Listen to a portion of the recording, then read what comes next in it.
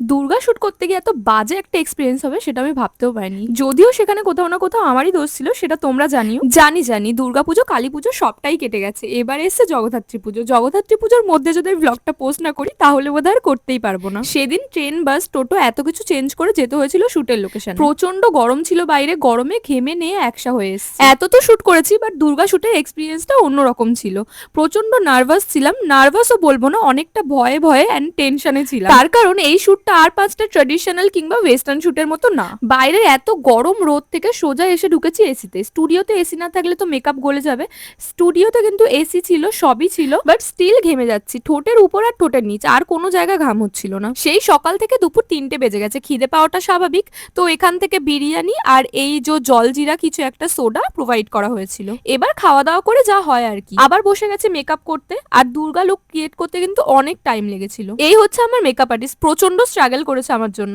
Half মুখের makeup উঠে গেছিল, আবার মুছে আবার করতে হয়েছে ওকে। বাট ততক্ষণে কিন্তু আমার গায়ে টেম্পারেচার আসা স্টার্ট হয়ে গেছে। হয়তো আমাকে দেখে বুঝতে পারছো না, বাট আমি না বারবার নাক মুছছিলাম। আর আমার মেকআপ আর্টিস্ট প্রচুর স্ট্রাগল করেছে, আমার নাকের মেকআপ উঠে যাচ্ছিল বারবার। প্রথমত আমার শরীরের এই অবস্থা, তার উপরে হচ্ছে আমার মাথায় ব্যাক কম। তার কারণ হচ্ছে বড় চুল লাগাতে হবে, আর সেই চুলটার কিন্তু ওয়েট অনেকটাই। তো মেকআপ আর্টিস্ট আমাকে রেডি করে পাঠিয়ে দিয়েছিল কস্টিউম চেঞ্জ করতে। ড্রেস, কস্টিউম সব চেঞ্জ করে চলে এসেছি। আর মিরারে যাকে দেখতে পাচ্ছ সেটা হচ্ছে আমার ডিজাইনার। আর আমার পিছনে যে দাঁড়িয়ে আছে সে হয়েছিল গণেশ।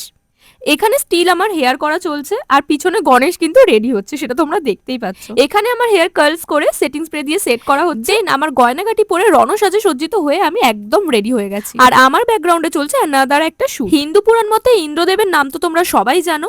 তো ইন্দ্রদেবের ফিমেল ভার্সন হচ্ছে ইন্দ্রিকা, আর এখানে সেই ইন্দ্রিকারই লুক দেওয়া হয়েছে ওকে। যতদূর তোমরা দেখতে পাচ্ছ এখানে আমাদের দুই কোরিওগ্রাফার কোরিওগ্রাফি করছে। আমাদের এই মেল কোরিওগ্রাফার কিন্তু স্টার জলসা জি বাংলাতেও কোরিওগ্রাফি করে থাকে। তারপর আমাকে পড়ানো হচ্ছিল সিঁদুর। আর এটা ছাড়া তো একদম মা দুর্গার লুকটা অসম্পূর্ণ থেকে যায়। হ্যাঁ, এবার এখানে অনেকেরই মনে কোয়েশ্চেন আসতে পারে এখানে আবির, সিঁদুর নাকি রং কোনটা ইউজ করা হয়েছে। এখানে কিন্তু আমাকে রিয়েল রেড সিঁদুরই পরানো হয়েছিল।